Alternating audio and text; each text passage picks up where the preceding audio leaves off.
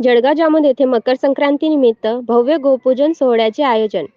गोसेवा हीच ईश्वर सेवा हे बिद्र उशारी बाळगून कार्य करणाऱ्या स्थानिक श्री गोपाळकृष्ण गोरक्षण संस्थेच्या वतीने मकर संक्रांतीच्या शुभ मुहूर्तावर भव्य गोपूजन सोहळ्याचे आयोजन करण्यात आले आहे.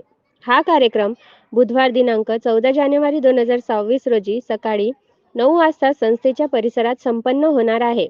या गोपूजन सोहळ्याच्या निमित्ताने सर्व गोप्रेमी नागरिकांना उपस्थित राहून गोमातेचे पूजन करण्याचे आवाहन संस्थेच्या वतीने करण्यात आले आहे.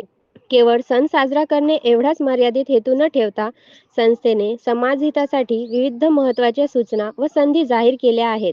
संस्थेकडे उच्च दर्जाचे सेंद्रिय शेणखत विक्रीसाठी उपलब्ध असून शेतकऱ्यांनी रासायनिक खतांचा वापर टाळून सेंद्रिय खतांचा वापर करावा, जेणेकरून जमिनीचा कस टिकून राहील असे आवाहन करण्यात आले आहे. संस्थेने स्पष्ट केले आहे की देणगी संकलनासाठी कोणत्याही व्यक्तीची नेमणूक करण्यात आलेली नाही. इच्छुक दानशूरांनी थेट संस्थेत येऊन देणगी द्यावी व रीतरस पावती घ्यावी.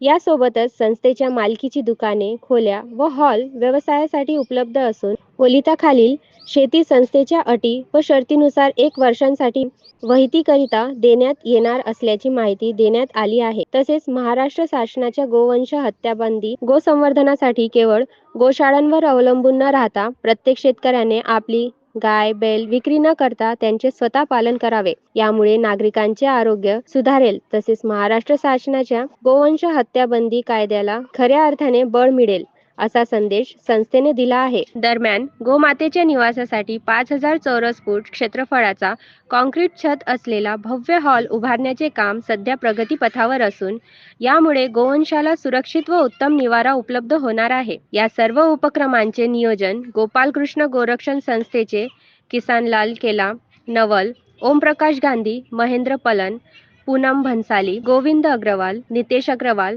पंकज पलन, परेश भन्साली व सुरेश मोदी यांच्या नेतृत्वाखाली करण्यात आले आहे. युवा क्रांती न्यूजसाठी आकाश बोरसे, जळगाव जामोद.